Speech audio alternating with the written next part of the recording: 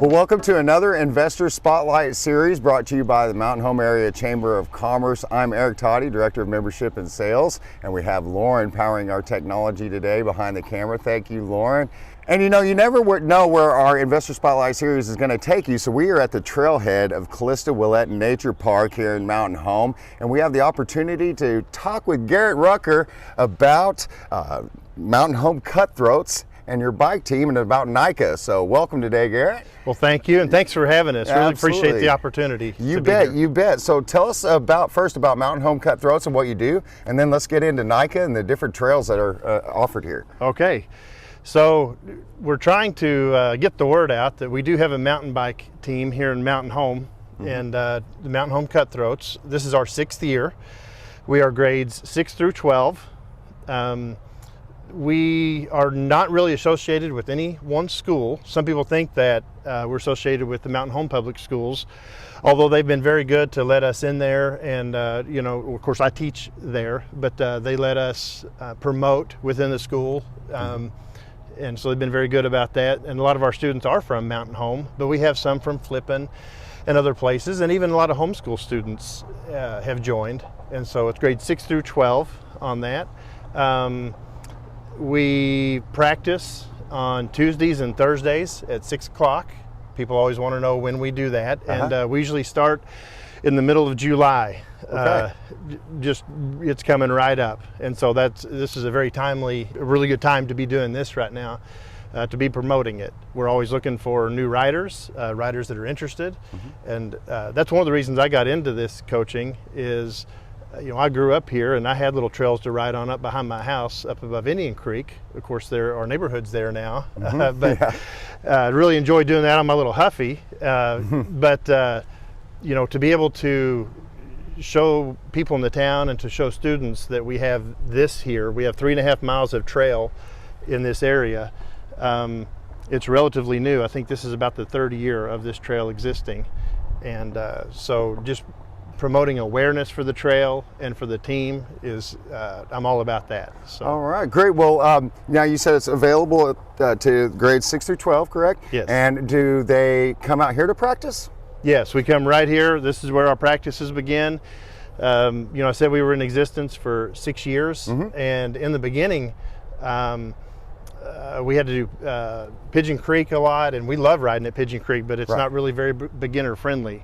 Right. And so Brandon Cooper had this idea, this kind of dream, I guess you would, if you would, to put trail in these woods, and he contacted Mayor Adams, and the mayor said, "You do what you want in those woods," and he gave him carte blanche, and so we were able to come in here, and Brandon marked it. It was his baby, his dream, and he got some assistance and some help with some funding and stuff, and they were able to put about 3.5 miles of trail in here. Great. And the trail was only about a year old when the NICA organization thought that this venue, the park and the trail and everything combined in our town, was all worthy of hosting a race. And so we did that 2 years ago. There were about 2,000 people that came. There were about 500 students racing, and then their family members. Right. And so a lot of them were camped out in the field out here. A lot of the hotels, a lot of the campsites around the lakes and rivers, just filled up the town for a weekend. And so the mayor really wanted them to come back and do it again. And so they did last year. They came back, and he's once again said, "Please come back again." Okay, well, tell the folks out there more about NICA and what that organization is. So NICA stands for, let me see if I can get this out, National Interscholastic Cycling Association. Very good. It's a lot. Yep. And but they are in 31 states. I looked that up last night. So 31 states. Arkansas has held its first NICA race in 2016. And then Mountain Home, we started our team in 2018. So I didn't realize that till I started looking it up. We were only 2 years late to the party in Mountain Home. And I say late to the party, so we were right there in the beginnings of NICA in Arkansas. Yeah. And at the time, we were the furthest town to the east. Everything was in, northwest Arkansas, and maybe down even in Hot Springs and Fort Smith and stuff like that. And so, took them a second to kind of incorporate us in, but they've done a really nice job. NICA Arkansas has done a really nice job of bringing us in, and we've gotten to host 3 years in a row now. This will be our 3rd year in a row to host a race, which is a really big deal. They only have 4 races a season, and so it brings a lot of people to the community. A and lot. When is that coming this year? So I've got it written down All right, here. great. That one's going to be September 23rd and 24th. Okay. And so I should talk about that really quickly. Yeah, it's open to the public. It's open to the public. There'll be vendors here. You should just come out and it's free to the public. Just come out and check it out. There'll be a ton of people. Like I said, probably a couple thousand people here. There'll be a lot of campers set up in the field. And you can just come and see, and you're allowed to go out into the woods and find different places to watch the racers come by. And there's some really neat places to watch them where they can come around the berms and things like that. So that might be exciting to do. I want to talk a little bit about the timing of the races when they occur. Sure. So September 23rd and 24th. So the 23rd is a Saturday, and that's when NICA comes and sets up. They flag the trail, they mark it for safety, all that kind of stuff like that. And that afternoon, on Saturday afternoon, they'll by about 2 o'clock, they usually open it up to the students to let them do a pre-ride. Sure. So they can kind of check out the course and see what it's all about. And then the races are held on Sunday, Okay. Sunday morning. And so I'll talk about that for a second. People say, well, why does it have to be on Sunday? Some people ask that because the other things, church and everything like that, and it seems to be such a conflict.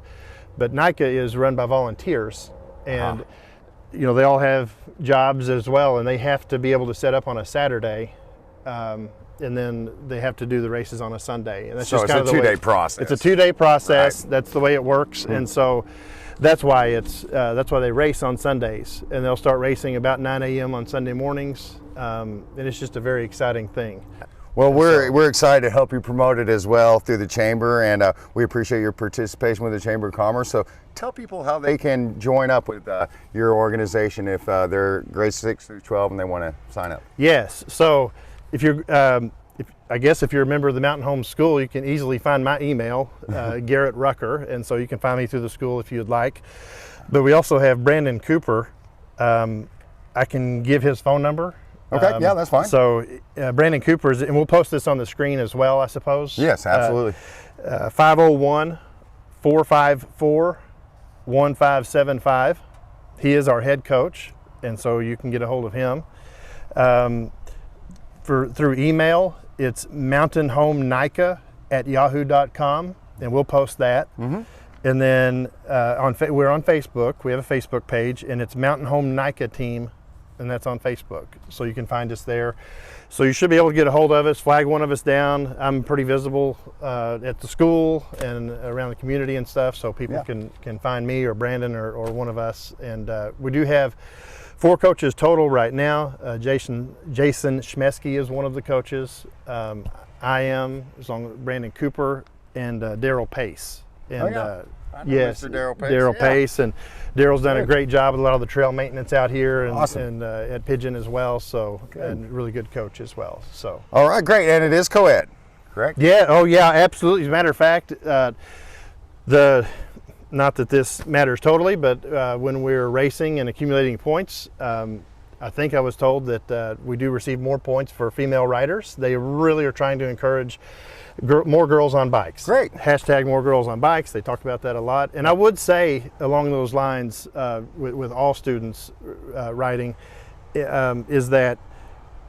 there are, in this community we have, lots of stick and ball sports and all that kind of stuff. And, and those are really great. But we've had some great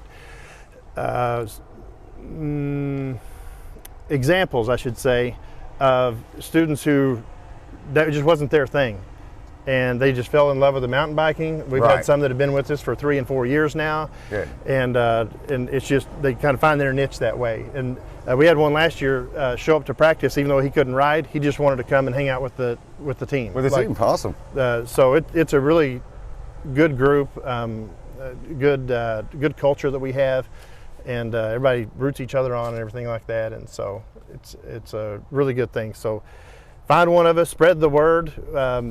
We hope that there's a time where people aren't saying anymore, oh, we have a mountain bike team in Mountain Home.